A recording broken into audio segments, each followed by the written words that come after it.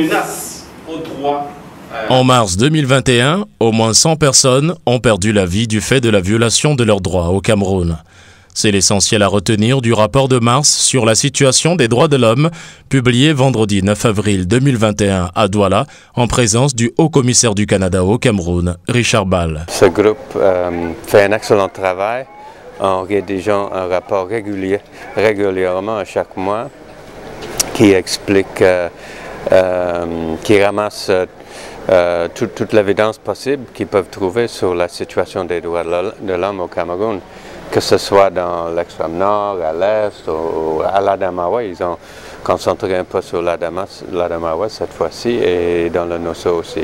Ce qui est remarquable dans la présentation ce matin, c'est que la source des abus contre les droits humains, ça vient d'un peu partout. Cette troisième rencontre mensuelle s'inscrit dans le cadre de la lutte pour la défense des droits de l'homme, initiée par le mouvement Stand Up for Cameroun, en collaboration avec l'ONG Un Monde à Venir. La situation des droits de l'homme au Cameroun se dégrade de plus en plus et il faut agir pour stopper la saignée. La courbe de violence au Cameroun est due dans toutes les crises à la mauvaise gouvernance. Et je suis très content que ce rapport, d'abord que ce groupe fait des visites de plaidoyer vers le ministre de l'administration territoriale, vers le ministre de la Défense pour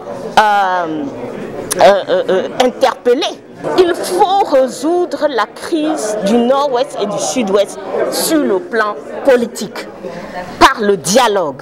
Cette crise-là du nord-ouest et du sud-ouest est actuellement en train d'absorber toutes les ressources du gouvernement. En janvier, 59 décès ont été enregistrés, 43 au mois de février et au moins 100 décès en mars 2021. Des chiffres qui croissent du fait de la persistance de nombreux conflits sur le territoire camerounais et à des pratiques incompatibles avec les exigences des instruments nationaux et internationaux relatifs aux droits humains ratifiés par l'État du Cameroun. On peut dire que la situation des droits de l'homme au Cameroun se dégrade de plus en plus.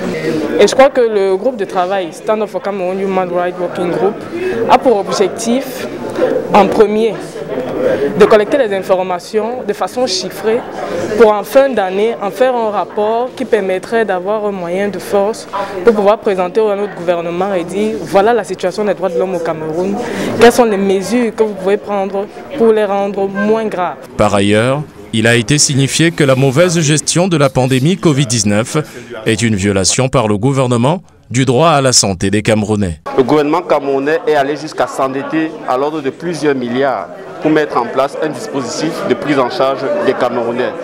Au cours de notre travail d'observation au mois de mars, nous avons observé que dans cette seconde vague, où on voit la recrudescence de la maladie au Cameroun, il y a des dysfonctionnements, une désorganisation, une absence de moyens sur le terrain qui ne contribuent pas à la prise en charge effective des Camerounais qui souffrent du Covid ou qui auront besoin de tester leur statut.